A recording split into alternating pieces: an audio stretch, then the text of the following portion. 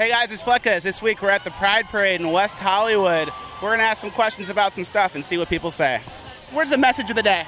Love everyone, accept everyone for who they are, their differences, their inequalities, like just tolerance and love and acceptance. That's Totally what agree. Pride is all about. I think Pride is important because it fosters unity, it fosters acceptance and love to accept without discrimination.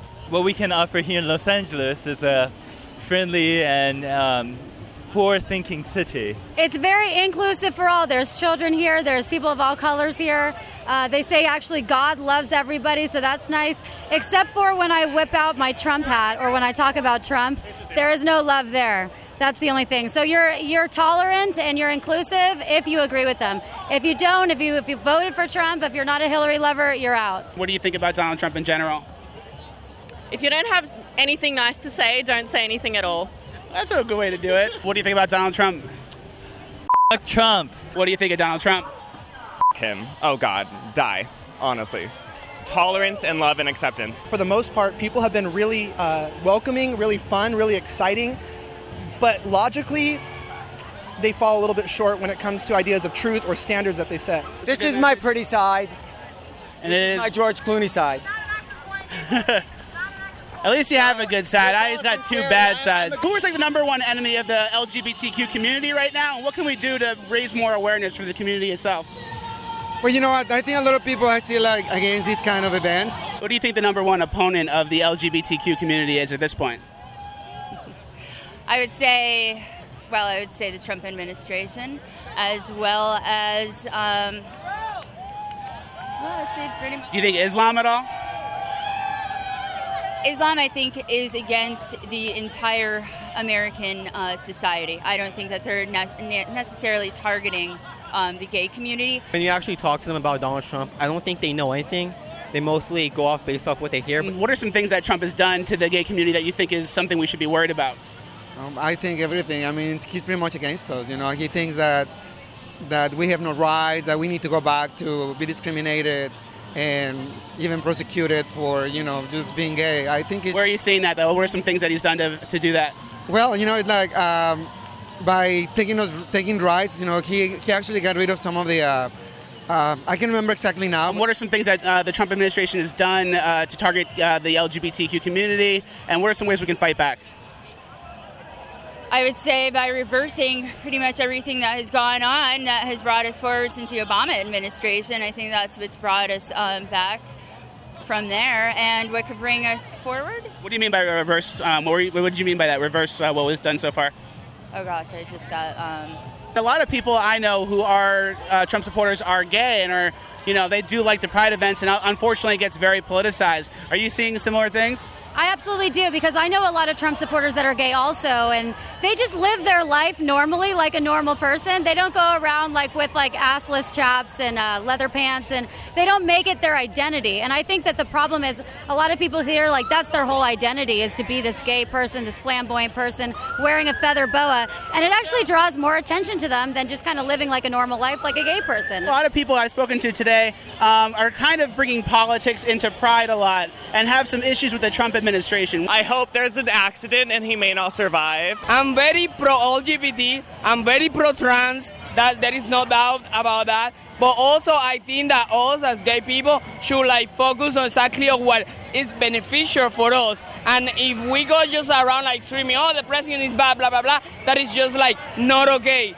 Because why? Because Trump is pro-gay and all that stuff. I disagree with a lot of politics that he's done, etc. But I also agree with things that he's done that are beneficial for USA and beneficial for gays. So I'm just not gonna be one of those ignorant people going around screaming boo Trump and stuff, when there is actually good things that are going on right now for gay people thanks to him. The message here is pretty progressive. I think if you actually talk a lot to the homosexuals here, they certainly do have a progressive ideology, but at the same time, I think Steven Pinker said this, progressives are actually regressive. So when it comes to them, they're only progressive in the sense that they want rights basically, or more rights than everybody else, but they're very aggressive when it comes to someone who doesn't support their message. So even if you say you're against homosexuality, but you still want them to have rights, they are not going to be progressive towards you. They are actually, the whole message of equality is going to get thrown right out the window, and they are going to attack you no matter what.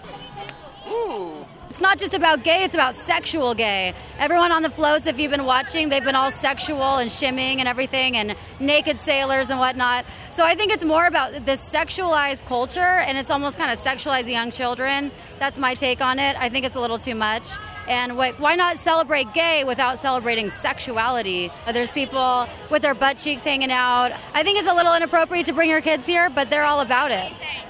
You know what? I think what it is that a lot of people grew up in the Midwest or in different states that I'm coming across that were often hated, or they were ostracized, or they were discriminated against for identifying in the LGBTQIA plus community. But what's happening is I talked to one person that told me specifically, I go, in your community, aren't you all about people being fluid and having the right to do what they want with their things, their body, and their life? So why does a baker not have the right to do what they want with their skills, their bakery, and their cakes? And people couldn't answer that question. But just like they were against Donald Trump and Mike Pence without having any policies to actually come against, people had said, I'm against those bakers, when in reality, by supporting the Supreme Court decision, you're actually supporting LGBTQ rights, because you're supporting individuals to express themselves the way that they see fit and morally right. What the bakers did falls under the principle of freedom of association. So the bakers who didn't want to bake a cake for the gays, I mean, they didn't make the gays worse off. They never had a cake to begin with.